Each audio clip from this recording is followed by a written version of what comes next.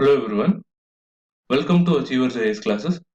Let's begin our discussion on the current events of 5th July 2018. The first issue in news is regarding the Supreme Court's verdict in the power struggle between the Union government and the government of the National Capital Territory of Delhi. The Hindu today has multiple articles as well as an editorial on this topic. We'll club all this and try to look into the important points from the examination perspective. A five-judge constitutional bench of the Supreme Court has unanimously held that the Lieutenant Governor of Delhi is bound by the aid and advice of the elected Delhi government. And in case of a difference of opinion, the LG should straightaway refer the dispute to the President for a final decision on the matter.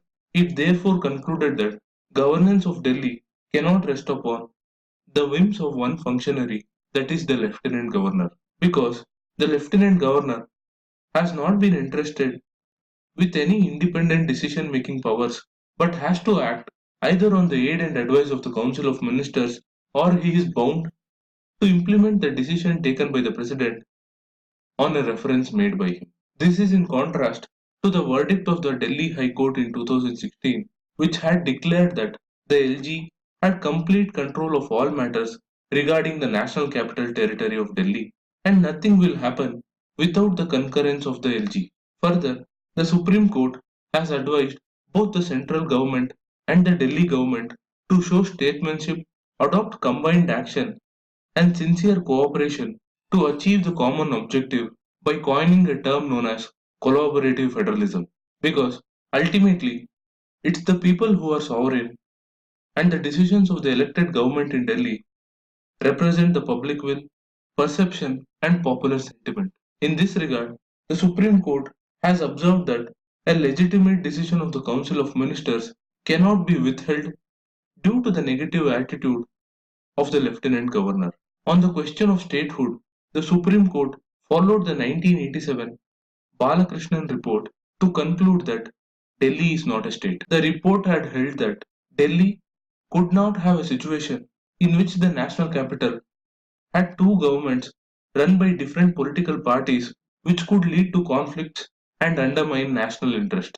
Well, this is a landmark judgment, and terms like collaborative federalism can be straightaway picked up for a question in the examination. Therefore, please focus on such key terms. Now let's move on to the next issue, which is regarding the Bru community. The Bru community are originally from Mizoram but had fled the state in 1997 in the wake of inter-community violence. Following the tripartite agreement signed between the central, the Tripura government, and the Mizoram government, around 32,000 Bru people will be repatriated from Tripura to Mizoram. Accordingly, steps are being taken so that the families were not divided and they get rehabilitated in the villages from where they were originally forced to leave. Further, given the polls to be held in Mizoram later this year, the Election Commission has asked the state to revise its roles and include the members of the internally displaced Bru community. With that, let's move on to the next issue, which is regarding the Nipah virus. According to a new study conducted by Pune's National Institute of Virology, the virus was found in fruit bats, but the viral load was found to be very low to cause direct bat to human transmission. Therefore, researchers still don't know how the bats transmitted the infection to humans, thereby highlighting the urgent need to set up surveillance of animal reservoirs of disease in India, such as bats and pigs. Further, it was found that in Bangladesh, which has seen multiple Nipah epidemics, patients tend to acquire the infection from drinking the raw date palm sap, but there is no such consumption in Kerala, which is one of the reasons why there was only one case of infection from bats in Calicut. Due to all these points, there has to be further research into the matter before reaching any conclusion on the role of bats in the Nipah epidemic. On that note, let's move on to the next issue, which is regarding the approval of hike in minimum support prices for kharif crops by the Union Cabinet. This includes an increase of Rs 200 per quintal in the MSP for paddy, which is likely to inflate the food subsidy bill by over 15,000 crore rupees. Further, MSPs were announced for 14 different commodities with major hikes for cereals such as bajra, jowar and ragi as well as cotton. The government has said that it is the highest such increase in absolute terms so that the prices are 50% higher than the cost of production, but in percentage terms it amounts to just 12.9%, and it was found that in the year 2008-9 the hike was around 20%, which of course is higher than the current increase. The next issue news is regarding the recent floods which affected Mumbai and the preparedness of the city to deal with nature's challenges. Mumbai experiences various challenges with the arrival of the monsoon, with the latest being the collapse of a pedestrian bridge on a crucial railway line, which resulted in various injuries and also paralyzed the urban transport network. Such recurrent disasters highlight the indifference of the policymakers to learn from their previous experiences, such as the July 2005 flooding. Mumbai continues to attract a large number of people from all over the country looking for opportunities, but the civic entities have not invested enough in new infrastructure as well as in maintaining the old ones.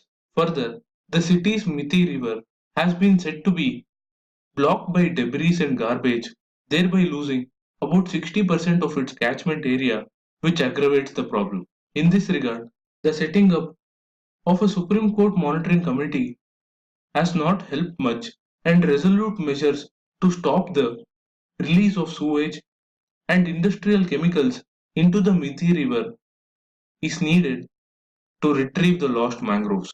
Further, a cleaner river connected to a functional drainage will help in the speedy removal of floodwaters and also improve the environment.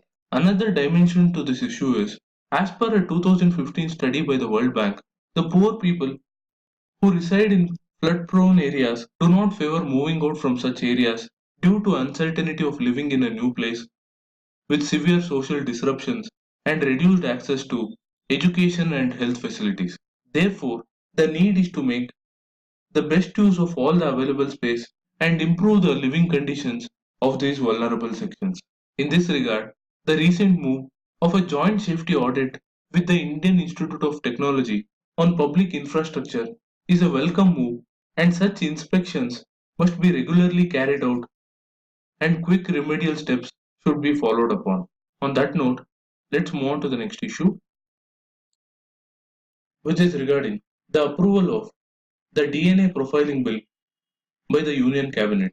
The bill allows law enforcement agencies to collect DNA samples, create DNA profiles, as well as special data banks for forensic criminal investigations. Therefore, the draft legislation aims at putting in place an institutional mechanism to collect and deploy DNA technologies to identify persons based on the samples collected from crime scenes or for identifying missing persons. The bill was opposed by some activists who argued that the manner in which the DNA information was to be collected and the way they were to be stored by the forensic laboratories constituted a violation of privacy. We'll further look into this issue once the bill is passed by the parliament. Till then, let's move on to the next issue, which is regarding ISRO's plan to test the astronaut escape feature, which is an important component to carry out manned space missions. The test involves aborting a space capsule at the launch to save the inmates in case of an emergency. On firing the module, it will be jettisoned, and a demonstration of safe descent with the help of parachutes will be carried out in around 3 minutes. This is important given the ambitions of ISRO under the Human Space Flight Program. The next issue in news is regarding the mounting pressure by the US on India to scale down its relations with Iran. The Indian government is yet to take any decision on cutting oil import from Iran, as has been demanded by the US during the visit of its UN envoy Nikki Haley. India is second only to China when it comes to import of oil from Iran, and recently Indian Prime Minister had committed to increase oil imports by 25% in the current year. With the US decision to walk out of the multilateral nuclear agreement and the reimposition of sanctions by November, there have been concerns expressed over India's engagement with Iran, which were to be discussed along with the concerns over the new CATSA Act in the 2+2 meeting between the external affairs as well as the defense ministers of India and their US counterparts. But the meetings have been rescheduled and it remains to be seen how India engages with the US to address its concerns. The final issue in news today is regarding the changes being done by service provider WhatsApp to tackle fake news. Recently, the union government had directed WhatsApp to look into fake and inciting messages given various instances of lynching from several parts of the country. The service provider has said that it is working with several fact checking organizations to identify rumors and the spread of misinformation on its platform. This is a welcome move and will further look into it in the days to come. For now, I'm wrapping up today's news analysis. Do like, share, and comment to support this initiative. Thank you for watching. Have a nice day.